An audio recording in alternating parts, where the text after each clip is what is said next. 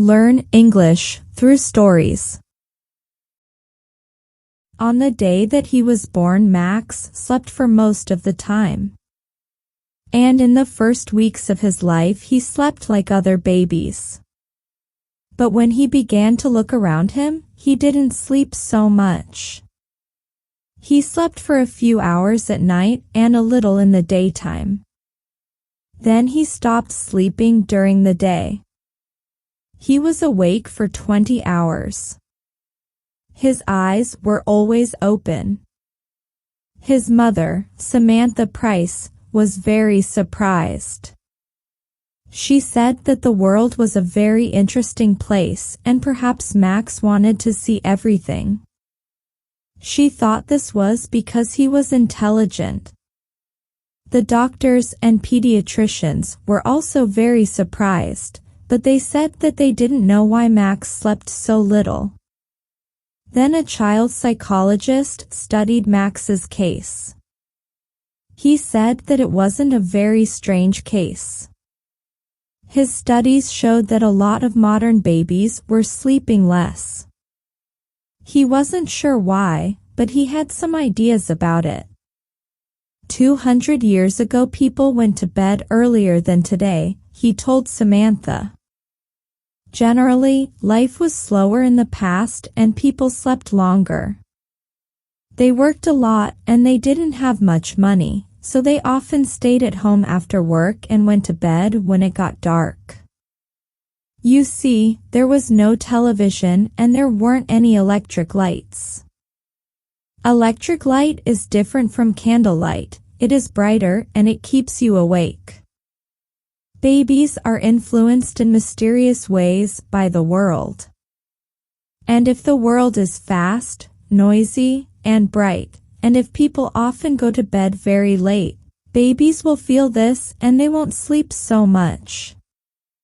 Are you sure, doctor? Samantha said. I think that Max doesn't sleep because he finds the world so interesting. He's very intelligent. Yes, that's possible, Mrs. Price. But it's true that our society is becoming more nocturnal. The psychologist's words surprised Samantha. She couldn't believe him. But when she told her husband Derek, he said, yes, it seems crazy, but our world is crazy. The psychologist may be right. But we'll see. Perhaps it will pass and Max will sleep like other babies. When Max was 5, the doctor said he was a hyperactive child. Every night Samantha tried to put him to bed at 8:30, but he wasn't sleepy. Samantha became angry. Derek was angry too.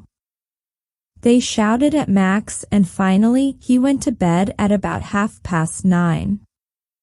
But he cried and he never fell asleep before 11 o'clock. Then he woke up between 4 and 5 in the morning and he wanted to play. Samantha and Derek were always tired and nervous. When Max was 8, he slept about 2 hours at night. Now Samantha and Derek went to bed while he continued to play quietly with his toys or his computer.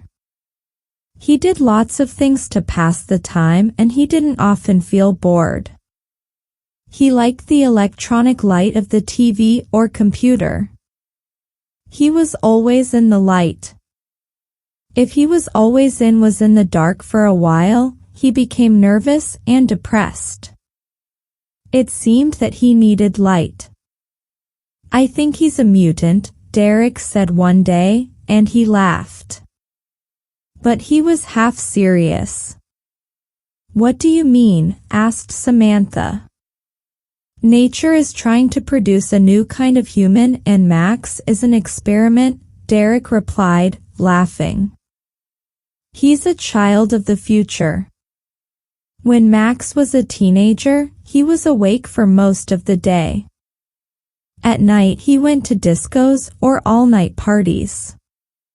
He watched videos or late-night films on TV, and he listened to music.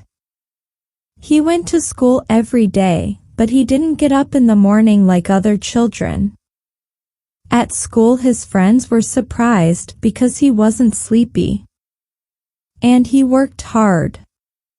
He liked learning new things, and he read a lot of books. He wanted to know all about life and the world. When his friends asked him about this, he said, "I want to understand everything. The world is a big, interesting place and life is short. We sleep too much. Sleep is a waste of time." Samantha and Derek were feeling better now because they usually slept well. Derek accepted Max's condition more than Samantha. He said it was true that Max was different, but in other ways he was normal. He liked sport, clothes, music, and girls. "How can you say he's normal?" said Samantha. "A normal person can't always live in the light of day or electricity. Normal people can't live without sleep. It's impossible. Max must sleep or one day he will die." One evening, Samantha put some strong sleeping tablets in Max's tea to see what would happen. When he began to look sleepy, she called Derek. "Look," she said excitedly. "He's going to fall asleep." Derek was surprised and happy. "That's wonderful. Perhaps he's normal after all. You'll wake him up." After about half an hour, Max opened his eyes. "What's happening?" he said, looking around. "You fell asleep," said Derek with a big smile. "Asleep? Me?" Max looked angry. "How long?" "About 30 minutes. "Oh no. I don't want to sleep. There's too much to do and see in the world." "But how did I fall asleep?" Samantha said quietly, "I gave you some sleeping tablets." "You, what?" Derek shouted. "Give them to me, Mum," said Max. Samantha looked very unhappy. "Oh, you must sleep." "Max. Why don't you sleep?" "I don't need it. When you sleep, you don't know anything. You can die in your sleep and you won't know about it. When you sleep, you can't see or hear anything. I don't like that." "But everybody in the world sleeps, Max." "I know, but not me. I want to see, hear, and know. Now give the tablets to me, Mum." Slowly Samantha put the packet in his hand.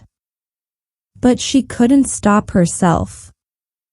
She was always thinking about Max's condition. One day she wrote to a famous neurologist who was an expert on sleep. Dr. Somaz answered her letter, asking if he could do some tests on Max. Max said yes. After the tests, Dr. Somaz said that Max's brain waves were different.